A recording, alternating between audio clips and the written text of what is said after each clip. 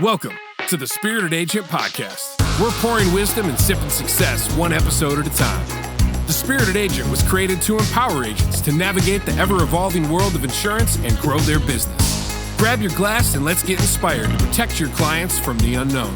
Here's your hosts, Millennium Brokerage Group Legacy Planning Executives Jason Combs and Matt Zelenin.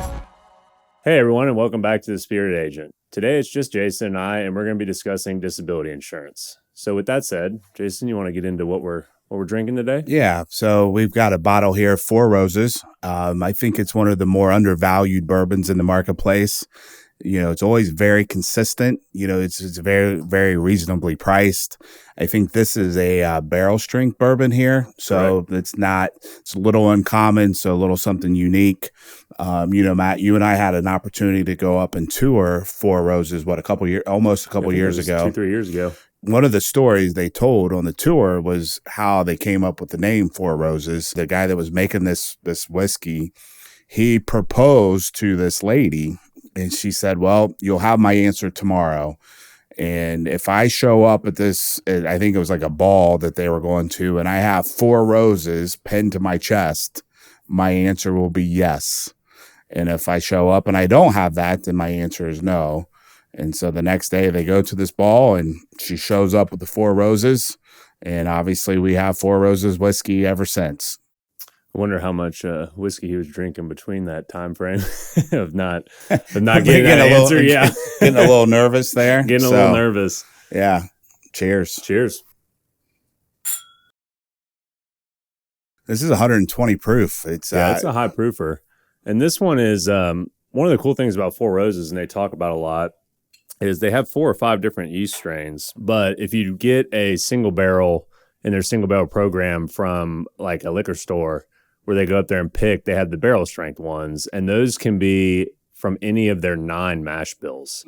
So this one is the OESO mash bill. The barrel strengths have a nice little card here on the back, tell you what each one is. But OESO is fruity, red berries, and medium body. It's probably one of my favorite bottles actually in my collection. I always joke, I've got so many bottles.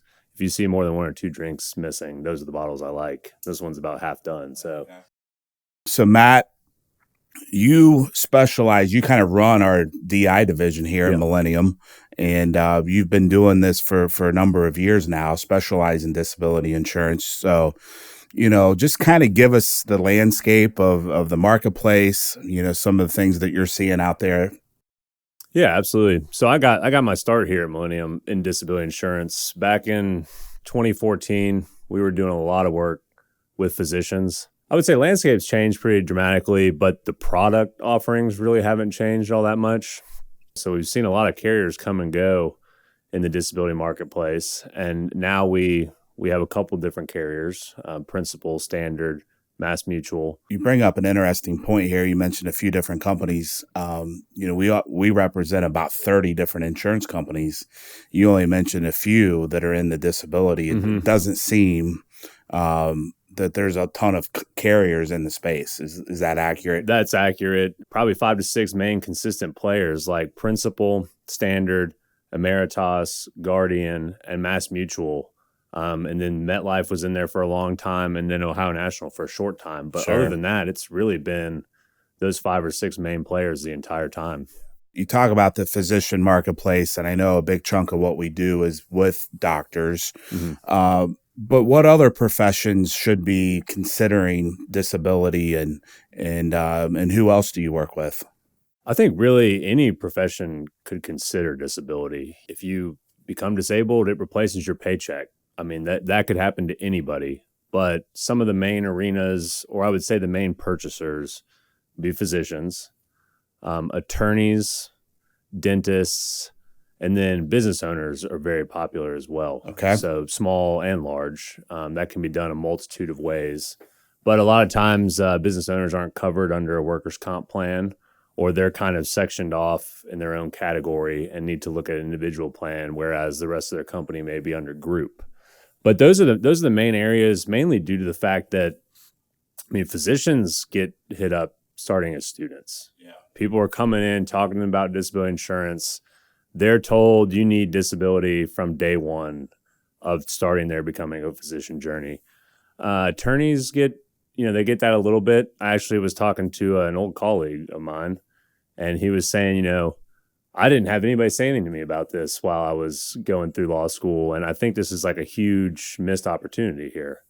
And then dentists are kind of lumped in with physicians there. They get talked to it a lot about coming through residency and stuff like that. Sure. So those groups come out with like I would say a good knowledge base on disability, and they know I need to purchase this at some point. Sure. Even business owners, they take care of all their employees, and they're kind of focused on running the business, and they just don't think about, getting their income insured. Right. I think a lot of times they're like, well, my income varies, how does that work? It's not a very set schedule for them on how they get paid and stuff. Sure. Why is it that it's so important for physicians to get the right coverage in place? They spend so much time getting to the point to where they can earn a large income. They're insuring the income that they earn, but they're also protecting all that time they spent invested in getting to that point.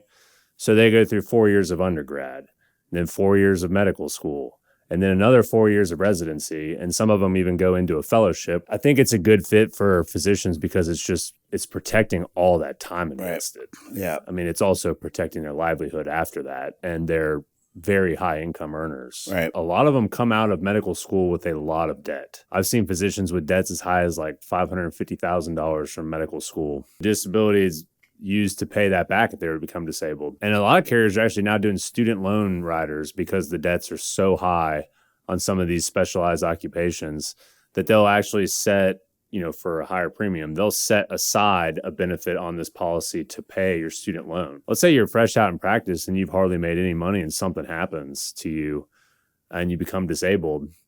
You don't have a nest egg to pay that debt back. And also you've now just lost all your income. With this student loan rider, that will pay off the student loan and then you'll get your full benefit to help you move on with your life. Right. So I feel like a lot of details like that have been built into policies with physicians in mind. Like I said, they're probably their target number one for disability insurance. Sure. You also mentioned business owners, and I think that's probably not as scientific because, how long did it take a certain business owner to build up his business? Right.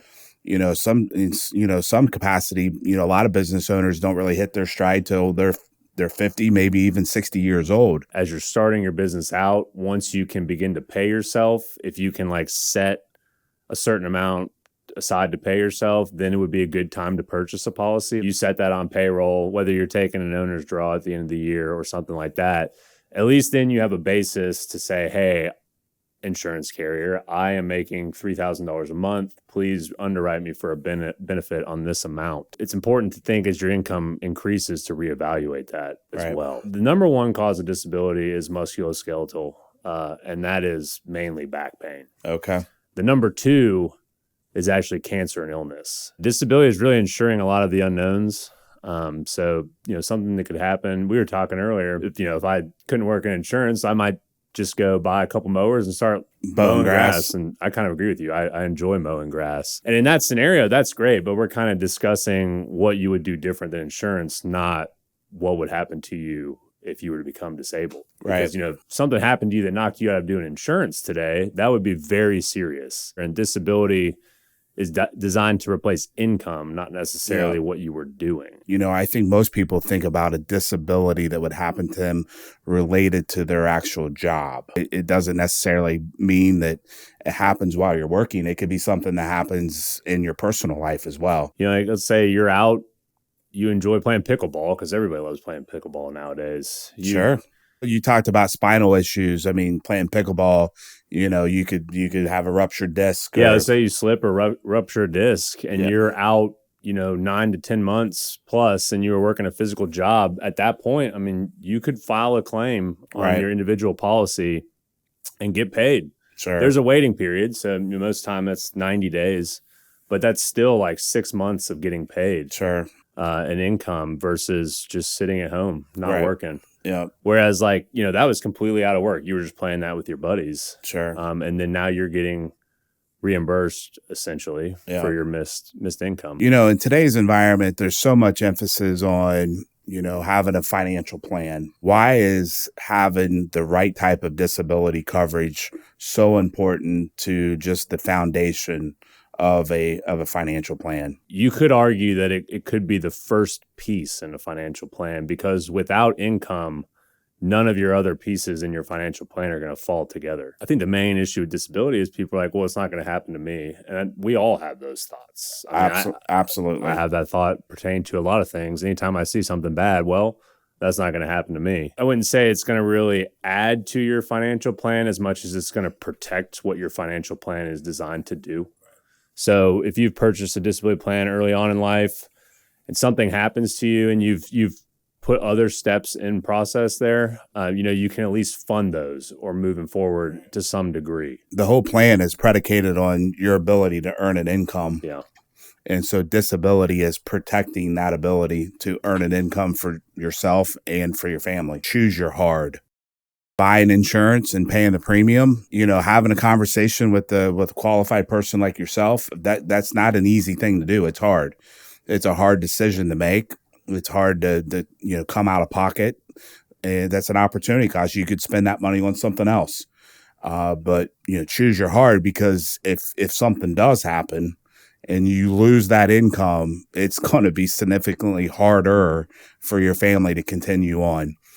So choose your hard. There's nothing fun really about purchasing insurance. Most of the forms of it you hope you never have to use. I mean, disability is right there. Yeah. You could purchase one and never pay for or never use it, which is good because nothing ever happened to you. Sure. But then on the flip side, you could purchase it and then have something happen to you, and that could be a lifesaver for you and your family. But if you have a dual income family and the incomes are pretty similar, you lose one of those, now all of a sudden you've lost half the income of your family.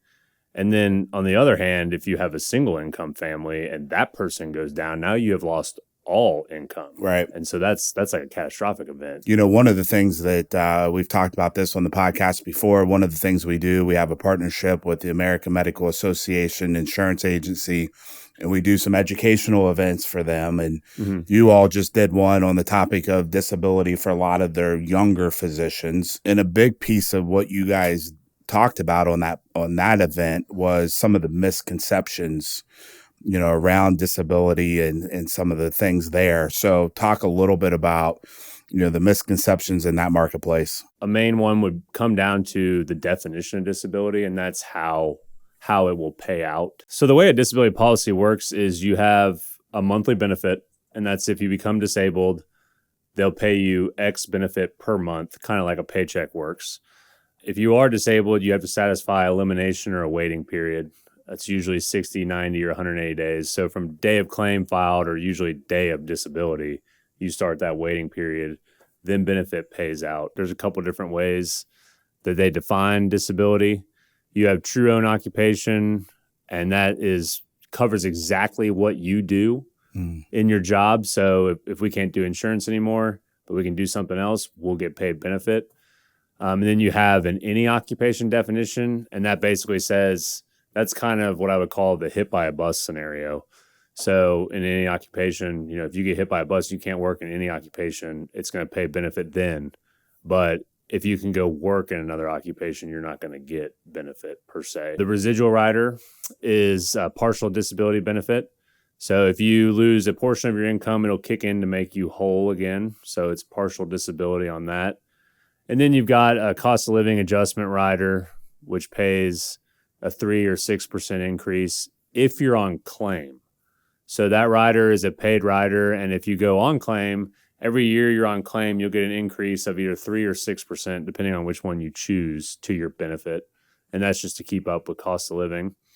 There's catastrophic disability rider, which that pays an additional benefit if you are deemed catastrophically disabled, which is loss of like sight or loss of 2 or more limbs, loss of hearing, and that benefit will pay an additional benefit. And the thought behind that is the additional benefit is like if something happens to you in that category, your cost of living is going to go up based on installing ramps in your home or just added costs to your life based on being disabled to that extent. Another aspect that has changed a little bit over the last 10 years is the mental and nervous coverage. 10 years ago, they used to only cover mental and nervous disorders for 2 years. And that's kind of like, I mean, that alcoholism is clumped in there. That does not include like a brain disorder where like if you have Alzheimer's or dementia, that doesn't fall into there. That could be a common misconception, actually. But if it's a self-inflicted mental and nervous disorder or something along the lines of schizophrenia or something like that, they used to only cover that for 2 years. Now you can cover that for the life of the policy. So that's an additional add-on and falls under a rider category. So when you purchase a policy, you can choose the benefit duration. So let's say you purchase it when you're 35. You can purchase to age 65 benefit. So you keep that policy to age 65. If you go on claim at age 40 and it's like a lifelong disability, you'll receive that benefit all the way to age 65. So let's say you have a $10,000 a month benefit.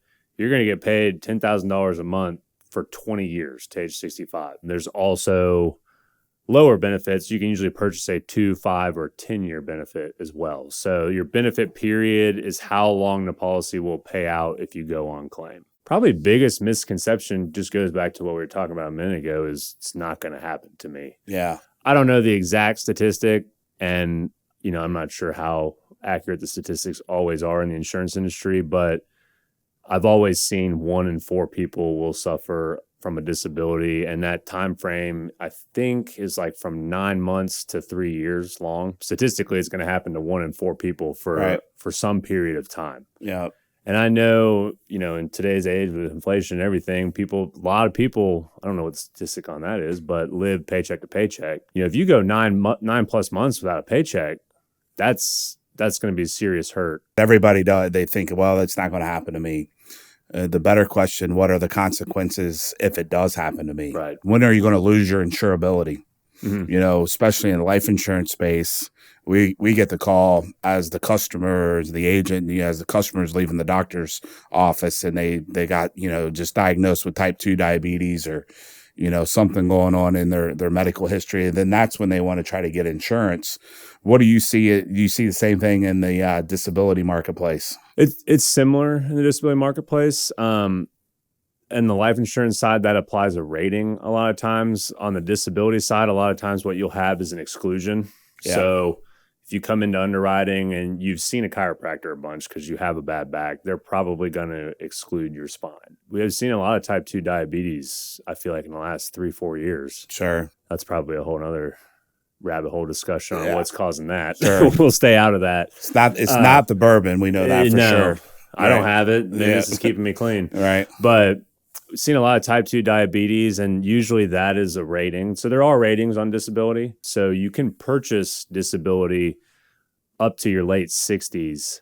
Most people are looking to purchase it in their 30s and 40s. Obviously, as insurance goes, it's going to be the most affordable and probably smartest to purchase it then. Sure. But we've seen an uptick in people in their early 60s being like, hey, I've just decided I plan to work another 10 years. Right. Whether I have to or I just enjoy doing this. Sure. I'd like a policy to run me at 10 years here. Right. And it's doable. You're going to run into more health issues just like any other type of insurance. And the premium is going to match the fact that you're in your early 60s. Right. But I would say majority of people are purchasing it in probably mid 30s to late 40s. Right. Matt, I think that you're in a pretty unique position, because, my 27 years in the insurance business, I have not come across many people that specialize in disability. This is a very technical coverage. I mean, there's a lot that goes into it. So I think there's a lot of benefit that you can provide both customers and other insurance agents that maybe don't specialize in insurance, disability insurance, to have somebody like you that they can call and help you pull the things together to get a case issued, case design, pushing it through underwriting, all those type of things, picking the right carrier, picking the right premium, all those type of things, and handling the underwriting of it. is a pretty valuable thing for a lot of people. So, maybe just talk a little bit about some of the things, you get that phone call, what are some of the things that go through your selection, how you start designing the coverage? At Millennium here, I handle all disability, and that can be as involved or as hands off as you want it. One of the main things when you're running a quote, it's a little different than life insurance because you need to know annual income and occupation, that's not near as important when you're just quoting life insurance. Right. And then also if they work at a large company, it's possible that they have group coverage in place already, and that can affect what they can get on the individual basis. But let's say I'm intaking a quote request from an agent. Depending on what their occupation is, that's going to immediately point me in a couple different directions for carriers. If it's a white collar, we're back to physicians, dentists, lawyers, people sitting at desks, executives.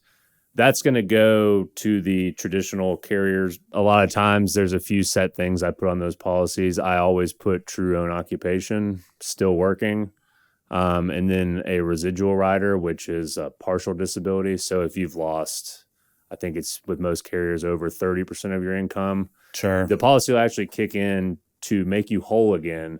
Because if you look at it from the carrier standpoint, their job is they'd rather pay you some benefit to keep you working than have you at home paying full benefit. Right. On case design for, let's say, more blue collar hands-on jobs, like we used mowing as an example. If you run a landscaping company, there's a couple carriers that specialize in that arena. That may be uninsurable with the traditional outlet, but like I know Illinois Mutual and Assurity both kind of specialize in, I would say, like the business owner side of those occupations. And the coverage is still great. Sure. I mean, most of them you can get all the features you can on the higher end policies, but the premium goes up beyond what somebody who's not as hands-on is getting. Probably like our most unique scenario is the Peterson/Lloyd's of London scenario, and they handle just all the off-the-wall cases. Sure. On the property and casualty side, the number of claims are through the roof. So there's some states like California and Florida that it's almost impossible to even get insurance. The carriers that from a property and casualty side, they're, pulling out of different marketplaces. So as an insurance agent, it's tough to even get the right partnerships in place with the right carriers. The velocity of change in the insurance business has just been very, very, very fast the last couple of years. Mm-hmm. But that is starting to level off a little bit. And what we're really seeing now is the research that is out there is suggesting that insurance agents really need to focus on retaining their best customers. And one of the ways we know that can happen is through cross-selling. Yep. If you look at the statistics, it'll tell you that, if a customer has 3 lines of coverage through an insurance agent, statistically speaking, those customers don't leave that agent. It's like a 90-something. It's a high 90. Yep. So versus if you just have 1 line of coverage, your retention is like 70%. Mm-hmm. With your expertise in disability, if I'm an insurance agent out here and I'm focused on home and auto and things, and I want to plug in to the resources and your expertise and your knowledge base and disability, what's the best way for me to go about doing that? Find somebody, I would recommend myself, that knows disability intimately, and just let them get involved in the case. I don't have to be, I don't have to take over. I'd like to position you as the expert, but let me be the man in the closet figuring it all out for you. So you call me up, I'll figure out and quote you the best, what I think is best for the client. We can have conversations back and forth, and then you go out and meet with your client. Right. And, you present yourself as the expert. And if you get tripped up, I always say it's okay to say, I don't know, but I know somebody who does know. And in that scenario, hopefully it's me. Yeah. And so come back to me and I'll give you the ammunition to go back to the client and feel confident about what you're telling them. I would assume if an insurance agent wants to educate some of their business owners or some of their customers and do a educational event, that you would be willing to do that in partnership with them as well. Absolutely. We could do an educational event via webinar or however you want to set that up. Do small group, phone call, Sure. The research that we were doing, one of the things that we saw in the research was that, the commercial insurance marketplace, so agents that are insuring businesses, that's projected to become a very soft market. If I was an agent, I was looking to try to get ahead of that. One of the things that I would be doing would be I would be trying to cross-sell, which would increase my retention with a lot of those business owners. What are your thoughts on, running some sort of campaign or some sort of thing with your commercial accounts, talking to those business owners about disability insurance? I think business owners are a great market for disability and probably a very underutilized market. Sure. I might look at doing it along the lines of like, hey, you've thought about your business the entire time. Have you thought about yourself at any point? Because most business owners are so focused on running the business and thinking about themselves last. It's not on the forefront every day being like, what happens if I'm not here? Right. And the answer, especially in small businesses, is catastrophic. I mean, you have buy-sell agreement disability insurance that operates essentially just like buy-sell for life insurance would, right, except for if an owner's disabled, sure, then benefit pays out versus passes away. Right. There's office overhead coverage. Sure. So if you have a business owner with a company that has a ton of machinery, I know dental practices are big on overhead because they have, all their lights, all the machinery for for teeth cleaning and all that stuff, x-rays. So that coverage actually will kick in to cover overhead. Sure. So, if the owner is disabled, then it'll pay for the overhead. And if they have an individual policy, that'll pay their income while the overhead's being paid by the overhead policy. Over the years, we've done a fair amount of multi-life cases where you have multiple owners in a company. Sure. And I mean, it sounds a little fancy, but really it's just you group all the owners together and you get maybe some underwriting concessions and a pretty big discount. Most time you can get 20-25% discount to do a multi-life case, 3 or more lives. So each owner's getting a highly discounted policy, right, with some underwriting concessions. It's a great market to go after. And if I was going to market to it today, I might approach it, like I said earlier, about just, you've thought so much about your business, but have you thought about yourself lately? There was a small family business. They sold and installed carpet flooring. And, but it was the dad's business.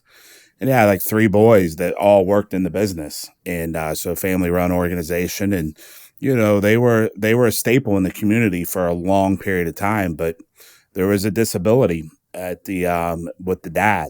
And, and that business shut down and left those boys without a job. And it was a devastating time for all those kids and in the entire family. And there was no coverage there at all for any type of disability or business overhead or any of that. Yeah. So it just, the business was not able to survive and it shut down pretty immediately. Dealing with this stuff every day, there's some stories that you could share. Do you have any real life stories of people that were affected? Yeah, most of my stories probably come from the physician market. Sure. I remember I was talking to a client who was looking to purchase some disability and told me that he actually had a buddy who was a surgeon. And I cannot remember exactly what happened to him, but something happened to him that he lost use of his hands for surgery.